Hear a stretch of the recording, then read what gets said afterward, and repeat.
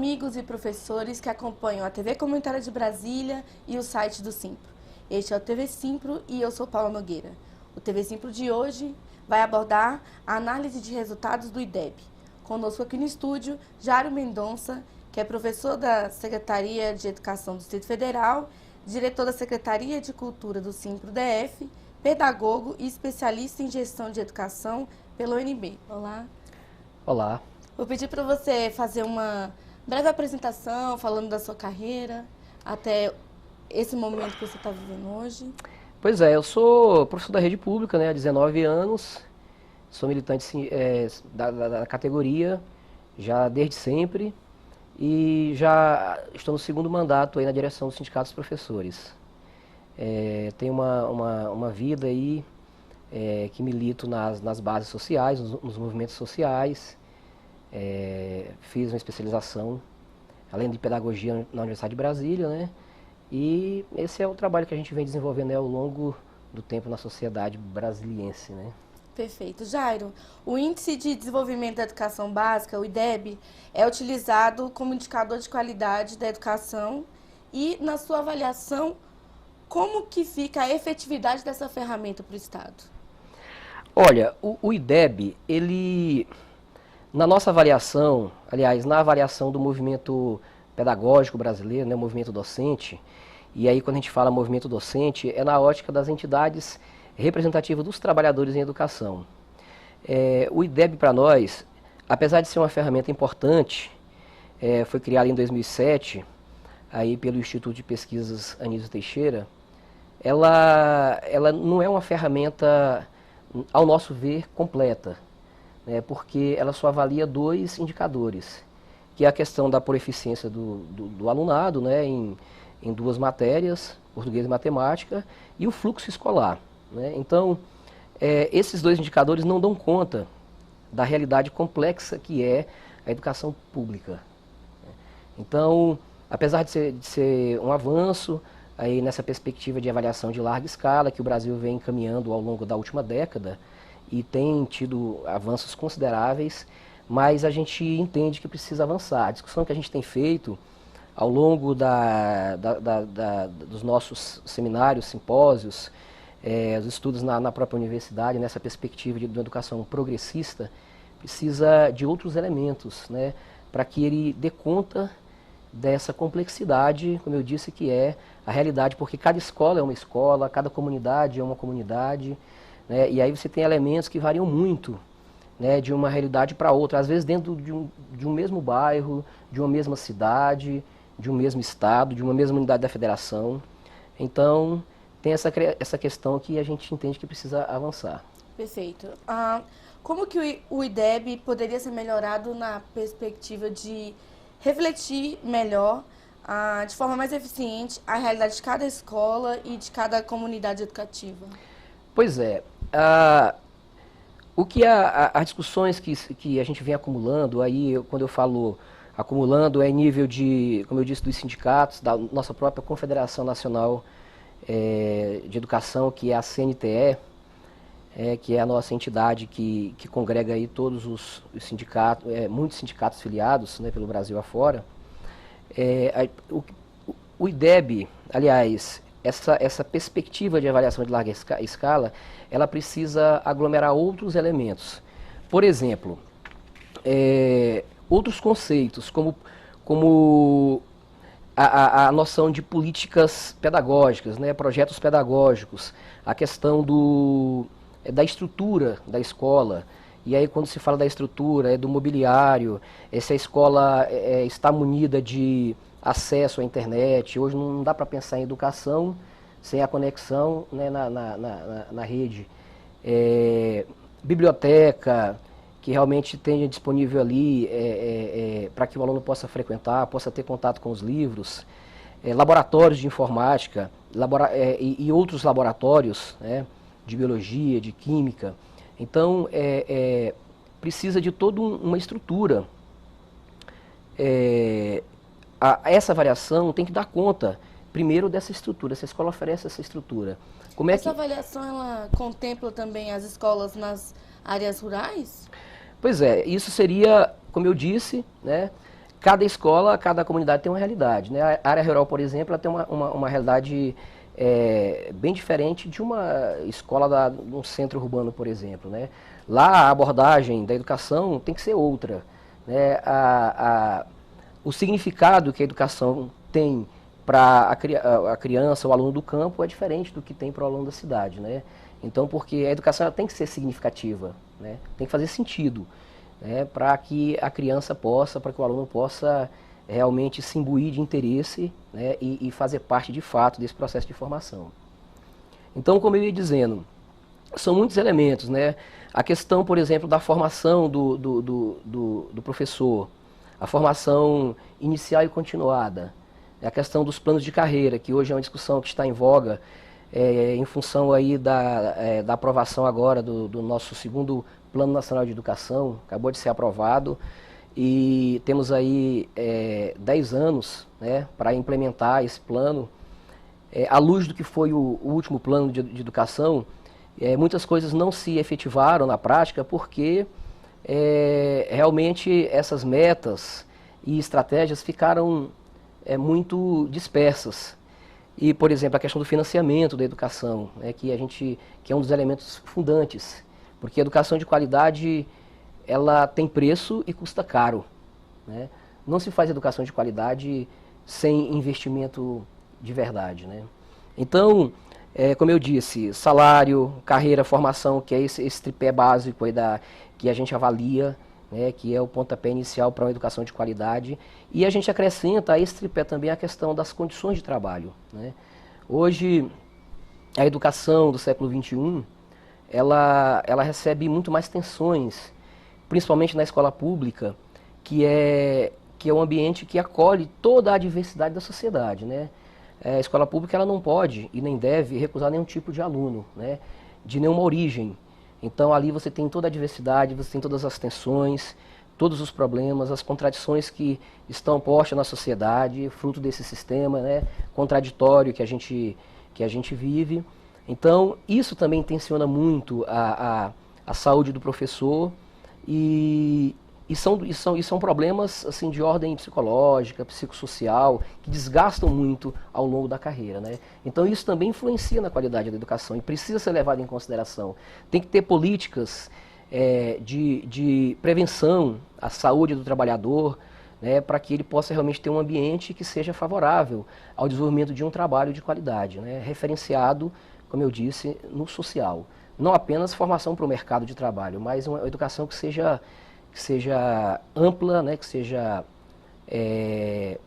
que dê conta de toda essa diversidade, como eu disse, do sujeito social hoje. Sim, Jairo, além desses componentes, quais outros componentes, né, ligados ao profissional da educação, bem como as escolas, devem ser levados em consideração na avaliação, a fim de obter uma maior eficácia desse diagnóstico, por assim dizer? Pois olha só, a gente tem estudos que mostram, por exemplo, nós temos a avaliação da educação superior, ela é diferente da educação básica, né?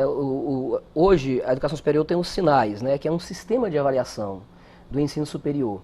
Então, os sinais, ele leva em consideração, por exemplo, a questão do ensino, da pesquisa, extensão, o desempenho dos alunos, a gestão da instituição, o corpo docente, as instalações, todos esses elementos que eu acabei de citar aqui.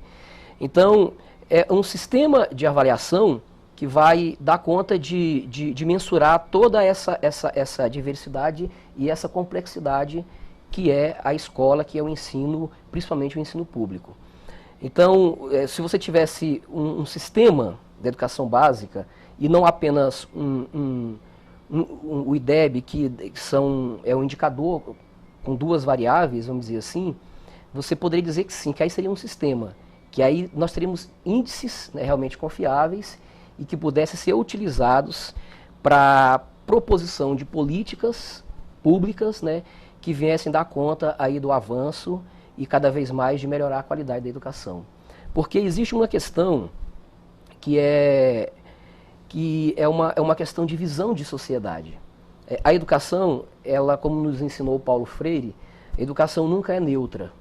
Ela está sempre colocada num plano, né, político-pedagógico, em que ali você tem uma disputa de projeto de nação também por trás. E de formação também. E de formação. A partir do momento que você forma o sujeito para quê? Para esse ou para aquele contexto sociopolítico-econômico. Então, assim, na visão dos neoliberais, por exemplo, e aí existe um componente liberal na questão de utilizar o IDEB como o único referencial, né, para você mensurar essa questão da qualidade da educação. Uhum. Na nossa perspectiva, a avaliação ela é sempre processual, assim como a gente faz na sala de aula. Você não avalia o aluno para puni-lo, para reprová-lo, ou para dizer que ele não aprendeu. Você tem que avaliar, a avaliação ela tem que servir para você descobrir qual o patamar que o aluno se encontra, para que ali você faça as intervenções necessárias, né? Se ele tem dificuldade nessa ou naquela disciplina, e aí para que possa ajudar o aluno realmente a avançar de verdade. Então essa é a perspectiva da avaliação. Ela tem que dar conta, dizer quais são os problemas do percurso, para que o Estado, a própria instituição, né, possa vir a desenvolver ações no sentido de fazer com que aquele aluno, aquela escola, né, aprenda e avance no acúmulo da cultura e no desenvolvimento da cultura também, né? Perfeito. O TV Simpro realiza neste programa uma análise, uma avaliação dos resultados do IDEB. Conosco aqui no estúdio, Jairo Mendonça, que é diretor da Secretaria de Cultura do Simpro-DF. Jairo, o que os últimos resultados do IDEB de 2013 nos mostram em termos de desafios a serem enfrentados no bojo da aprovação do PNE e dos respectivos planos estaduais, municipais e distrital de educação que nortearão os rumos da educação na próxima década?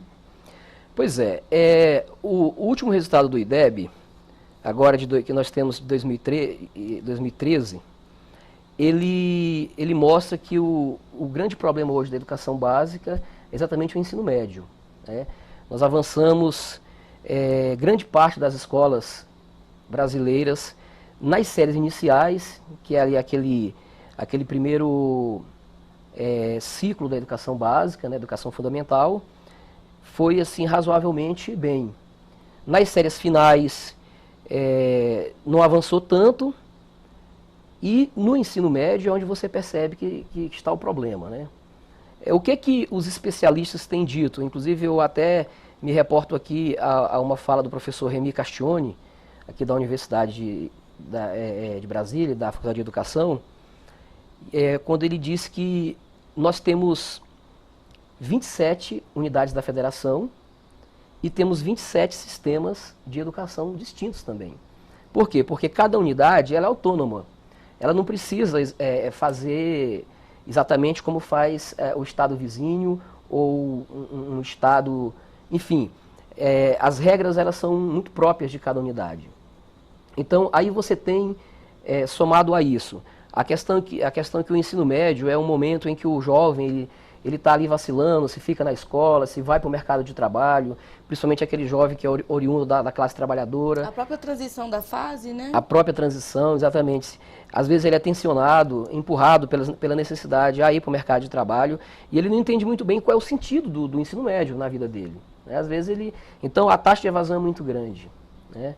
Então aí você tem esse problema crônico, né, como diz o professor Remy, que não existe um pacto federativo, né, para que faça avançar a qualidade da educação, principalmente a que eu me refiro à pública, né, também mais porque é o contexto, né, nós somos representantes da educação pública, defensores, né, da educação pública. Então, tem essa questão. Então, qual é o panorama hoje, né? Como eu disse no início aqui do nosso bate-papo, nós acabamos de aprovar o nosso segundo Plano Nacional de Educação, que ele vai nortear aí a educação pelo próximo decênio, os próximos 10 anos. E diferentemente do plano anterior, que teve muitos problemas, por exemplo, a questão do financiamento, né? Você tinha uma perspectiva, tinham metas muito interessantes, muito audaciosas, mas o financiamento não deu conta, porque o dinheiro foi pouco.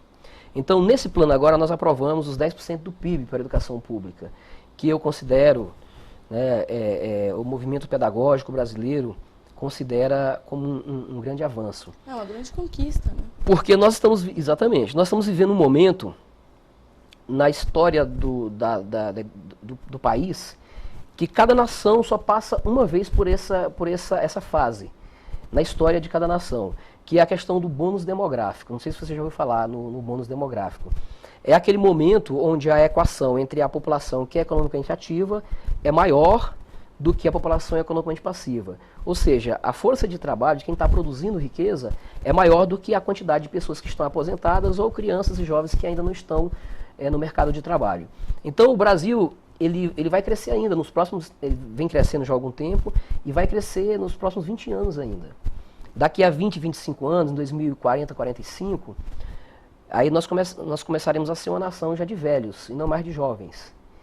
Então, nesse período, não precisaremos mais de tanto investimento na educação. O investimento pesado, o grosso do investimento tem que ser agora.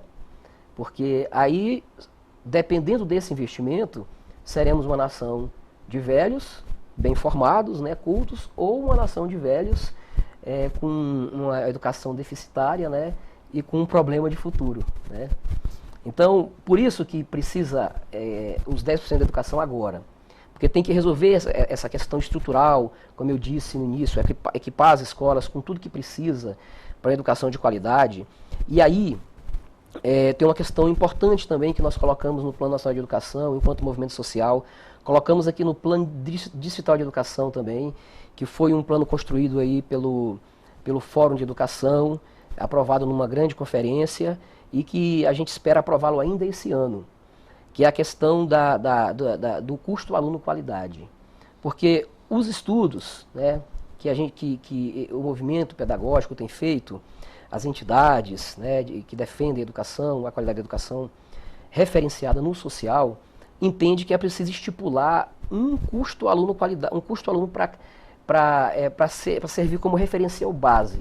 Né? O que você precisa para formar um aluno no período da educação básica, nos 9 anos? Quanto é que custa um aluno?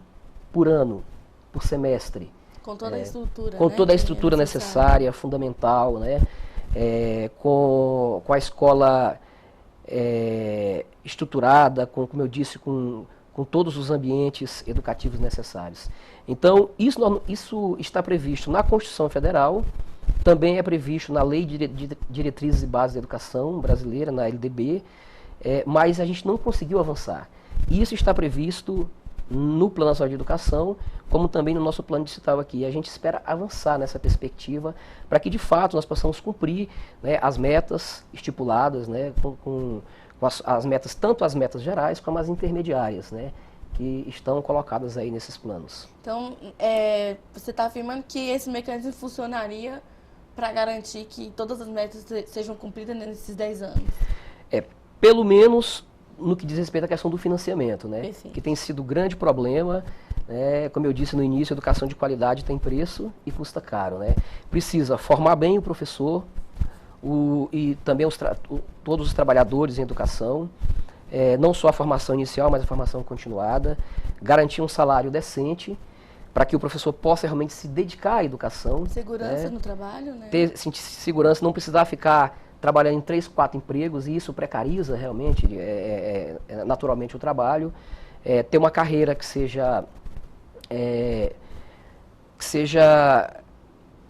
que chame a atenção, né, de novos professores, né, porque hoje a gente já tem um problema, não é uma carreira atrativa.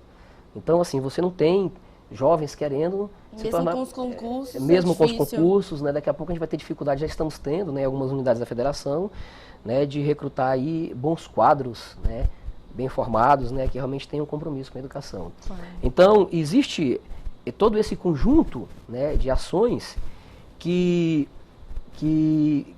são fundamentais, né, para que a educação ela avance e se torne realmente referência, né, no país. E aí tem um problema. Existe parte da sociedade que acha que o problema da qualidade da educação é do professor e tenta sempre imputar a responsabilidade se a educação não vai bem naquela escola, ao professor ou aos gestores, né, a quem está na ponta, né. Por exemplo, o IDEB ele tem servido para projetos, por exemplo, de parlamentares, né, tanto em nível federal quanto aqui mesmo no DF, já teve proposições dessa forma na Câmara Legislativa, de fazer um ranqueamento, colocar o IDEB no muro da escola. Essa escola vai bem, essa não vai. Né? Então, aí você imagina, né, a situação que você causaria na própria comunidade. Né? Claro. Então, na nossa perspectiva, não é esse o caminho. Né? Você tem que começar a responsabilizar os gestores, quem realmente, de fato, demanda, pode demandar e tem responsabilidades institucionais com os recursos, com a formação, com a estrutura das escolas e a estrutura ideal, né? Porque só assim o Brasil vai avançar nessa perspectiva. Ok. Bom, o TV Simpro, neste programa, está realizando uma avaliação a respeito dos resultados do IDEB. Conosco aqui no estúdio, Jairo Mendonça, que é diretor da Secretaria de Cultura do Simpro DF. Jairo, nós temos tido aqui, o próprio IDEB tem tido algumas críticas, né? Ele serve como estímulo à melhoria do ensino, com todo esse diagnóstico, essas ferramentas? Pois o IDEB, como eu disse, ele é um avanço do ponto de vista da gente, há 15 anos atrás, não ter um sistema de avaliação em larga escala. No entanto, dependendo da perspectiva que ele for utilizado, ele serve como estímulo ou como retrocesso. Como eu disse, isso depende muito da perspectiva de que você utiliza esses dados. Se é para você entender quais são os problemas que existem nas escolas, em determinada comunidade educativa, em determinada cidade, Secretaria de Educação, enfim, Estado e mesmo no país, para que as autoridades façam realmente a correção dos rumos, das políticas públicas, das ações que têm que ser implementadas, né, para que aqueles problemas sejam sanados, é um avanço. Agora, se você vai utilizar o IDEB para responsabilizar o professor, responsabilizar o gestor, até mesmo o aluno, né, para você confrontar a escola, dizer que essa escola é ruim porque o IDEB está baixo, aquela escola é boa porque o IDEB está melhor, aí é um retrocesso, né? Aí não avança, porque ao nosso ver, né, em nossa perspectiva, isso não contribui para a melhoria da educação, de forma nenhuma. Jairo, mas assim, o índice tem um efeito negativo ao acelerar o processo de aprovação nas escolas, de maneira pouco criteriosa? Esse é um dos maiores pontos de debate, na verdade. Pois a gente tem experiências de todo jeito. Quando a proposição, quando o gestor público, ele tem uma perspectiva de que a educação ela tem que emancipar o cidadão, ela tem que ser vista numa perspectiva global, não apenas de formar uma força de trabalho para o mercado. A gente já conhece experiências de que os índices são utilizados para mascarar realidades. Né? Isso é ruim, né? Isso é um retrocesso. Agora, se a perspectiva é diferente, é de que realmente a escola pública tem que ser fortalecida, tem que ser melhorada, ela tem que ser de qualidade, tem que se faz os investimentos, né, os insumos necessários para que todo o ambiente ele seja propício para que o professor desenvolva os projetos pedagógicos, né, as intervenções pedagógicas, a escola seja prazerosa, porque a coisa mais difícil do mundo é você fazer, por exemplo, uma escola sem muros. Você já viu escola sem muro? Não. Não tem, né? Só se for escola infantil, né? Que tem ali porque tem as pessoas cuidando. Mas quando o adolescente é uma escola que vai acolher os jovens adolescentes, as escolas são muradas. Por quê? Porque se você deixar a escola aberta, o aluno foge, né? Então o grande desafio é esse. A escola tem que ser atrativa, tem que ser bonita, tem que ser bem aparelhada, né? Tem que ter as condições para que o aluno não só vá à escola, mas que ele indo, ele permaneça. Ele queira permanecer. E ele permanecendo, ele aprenda. Né? Eu acho que esse é o resumo da questão. Né? Jairo, o que é melhor para o aluno? É garantir o fluxo ou melhorar o desempenho dele? Bom, as duas coisas são importantes, né? O fluxo é importante que o aluno ele cumpra as etapas. Até porque a gente tem, baseado em estudos, né, do próprio Piaget lá que começou fazendo os estudos dos ciclos de aprendizagem, e aí depois tem outros estudiosos brasileiros que avançaram nessa questão, Vitor Paro, por exemplo, e tem inclusive projetos pedagógicos, projetos, políticas públicas, né, que são baseadas nessa perspectiva. Aqui em Brasília mesmo, agora, recente, né, a gente teve aí a implantação, o início dessa política, né? Primeiro lá com o bloco inicial de alfabetização, nos primeiros 3 anos do ensino fundamental, e depois o segundo ciclo e a perspectiva de seguir essa implantação até o final da educação básica. Então é importante que o aluno ele esteja com os seus pares, o colega que tem o mesmo nível de compreensão, porque se ele fica para trás, aí você tem uma série de problemas, né? O aluno começa a querer desistir, porque ele está fora. Desestimula e aí pode provocar a evasão, né? Exatamente, aí começa o desestímulo, e aí a gente sabe que esse é um dos problemas. E, da mesma forma, o aluno precisa aprender, né? Ele tem que não só ficar na escola, como eu disse, não só estar dentro do seu ciclo, mas a educação tem que dar conta, né, de desenvolver as habilidades, né, as competências necessárias, né, para que cada série, né, em que o aluno está passando, evoluindo. Perfeito. Como que você enxerga essa evolução no processo de avaliação da educação no país? Houve uma evolução ou não houve? Olha, eu avalio que sim. Nos últimos 10 anos, nessa última década, nós tivemos muitos avanços, principalmente no campo da educação pública. Essa questão, por exemplo, né, nós temos tido a primeira Conferência Nacional de Educação, a CONAE 2010, onde pela primeira vez a sociedade civil conseguiu sentar, né, aí com representantes, com seus pares, representantes de todas as unidades da federação, de todos os 27 estados, mais o Distrito Federal, e discutir os rumos da educação. Essa conferência, o fato dela ter acontecido, de ter sido possível, né, esse encontro, fez com que muitas coisas fossem discutidas, né? Questões aí que vinham se arrastando há décadas e décadas, como a gente sabe, né? Então, fruto dessa conferência, nós conseguimos, o movimento pedagógico brasileiro conseguiu traçar uma série de perspectivas. E aí, muito do que está hoje no Plano Nacional de Educação contemplado é fruto dessa conferência, é fruto da luta dos trabalhadores em educação, né? As lutas nos sindicatos, né, nos estados, né, nos encontros nacionais.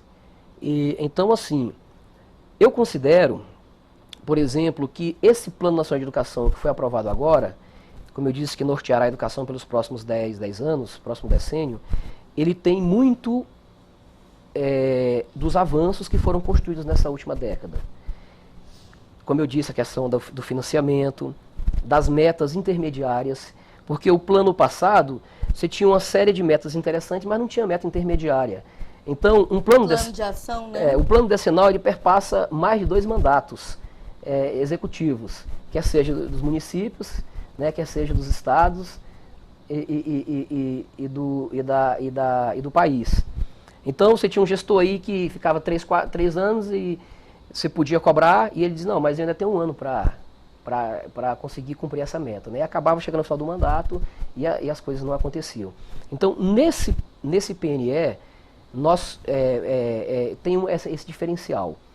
Nós estabelecemos metas intermediárias para que a gente possa, ao longo do processo, e aí a própria Conferência Nacional de Educação foi o fórum eleito para que se faça esse acompanhamento e essa avaliação, né, no decorrer do processo.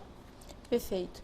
Bom, quais são as suas considerações finais, assim? O que está rolando na Secretaria de Cultura do Simpro? Pois o Simpro, nós temos agora, vai acontecer o tradicional baile do professor, que acontece todo mês de outubro, né? Por ocasião das comemorações do Dia do Professor. Esse ano será no Marina Hall. É um espaço bem interessante. A atração principal é o Dudu Nobre, né? É um sambista aí de alta categoria. Tem mais uma banda de baile aqui de Brasília. E uma cantora também, a Dir Ribeiro, né? Uma cantora aí que vai na linha do Black Music. Então, assim, tem tudo para ser uma bela festa. O esforço que a gente tem feito para que essa festa cada vez mais se torne uma festa do professor mesmo, da categoria, né? Tradicional, né? Já é uma festa tradicional, Ah, mas que cada vez mais seja uma festa frequentada por professores, né? E aí, por isso, a entrada será mediante a carteirinha do professor sindicalizado, com seu acompanhante, e de repente mais alguém da sua família, né? Então a gente convida toda a categoria a se fazer presente, para que a gente possa celebrar aí os avanços, né, da nossa luta e festejar também, né, porque faz parte da vida, né, faz parte da luta, né, mas também precisamos desses momentos, né, para que a gente possa aí nos confraternizarmos. perfeito. Bom, este foi o TV Simpro. Eu gostaria de agradecer a sua presença aqui no estúdio da TV Comunitária de Brasília.